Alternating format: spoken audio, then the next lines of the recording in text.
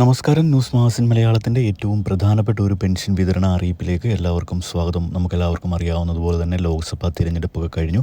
സുരേഷ് ഗോപി കേന്ദ്രമന്ത്രിയാകാൻ പോകുന്നു. നാളെയാണ് സത്യപ്രതിജ്ഞ. സുരേഷ് ഗോപി കേന്ദ്രമന്ത്രിയാകുന്നതോടുകൂടി സംസ്ഥാനത്തിൽ കേന്ദ്രത്തിലുള്ള ഇടപെടൽ കൂടുതൽ ശക്തമാകുമെന്നാണ് എല്ലാ മാധ്യമങ്ങളും ഇപ്പോൾ റിപ്പോർട്ട് ചെയ്യുന്നത്. മുമ്പ് തൊഴിലുറപ്പ് പദ്ധതിയിൽ കേരളത്തിൽ ജോലി ചെയ്യുന്ന എല്ലാ ആളുകളുടെയും വേതനം അവരുടെ അക്കൗണ്ടുകളിലേക്ക് കേന്ദ്രത്തിൽ നിന്ന് ഡയറക്റ്റ് ബെനിഫിറ്റ് ട്രാൻസ്ഫർ വഴി ഡയറക്റ്റ് എത്തിക്കുന്നതിന് വേണ്ട നടപടികൾ സ്വീകരിക്കുമെന്ന് സുരേഷ് ഗോപി അറിയിച്ചിരുന്നു. കൂടാതെ സംസ്ഥാനത്തെ 62 ലക്ഷത്തിന് മുകളിൽ വരുന്ന ആളുകൾക്ക് സംസ്ഥാന സർക്കാർ 1600 രൂപ വീതം പെൻഷൻ നൽകി വരുന്നുണ്ട്. എന്നാൽ ഇത് കൃത്യമായി വിതരണം ചെയ്യുവാൻ കഴിയാത്ത സാഹചര്യമായിരുന്നു സംസ്ഥാനത്ത് കഴിഞ്ഞ നാളുകളിൽ ഉണ്ടായിരുന്നത്. കൃത്യമായി സംസ്ഥാന സർക്കാരിന് ലഭിക്കേണ്ട GST വിഹിതവും മറ്റും കേന്ദ്രം നൽകാത്തത് കാരണമാണിതെന്നാണ് സംസ്ഥാന സർക്കാരിന്റെ ആരോപണം. കൂടാതെ സംസ്ഥാനത്തെ പെൻഷൻ ഗുണഭോക്താക്കളിൽ 6 ലക്ഷത്തോളം ആളുകൾക്ക് കേന്ദ്ര വിഹിതത്തിനും അർഹതയുണ്ട്. ഇതും കേന്ദ്ര സർക്കാരിന് കൃത്യമായി വിതരണം ചെയ്യുവാൻ കഴിയാത്ത ഒരു സാഹചര്യമായിരുന്നു കഴിഞ്ഞ നാളുകളിൽ ഉണ്ടായിരുന്നത്. നേരത്തെ കേന്ദ്ര സർക്കാരിന്റെ വിഹിതം കൂടി ഉൾപ്പെടുത്തിയായിരുന്നു സംസ്ഥാന സർക്കാർ പെൻഷൻ വിതരണം ചെയ്തിരുന്നെങ്കിൽ 2023 ജനുവരി മാസം മുതൽ കേന്ദ്ര വിഹിതത്തിന് അർഹതയുള്ള ആളുകളുടെയൊക്കെ അക്കൗണ്ടുകളിലേക്ക്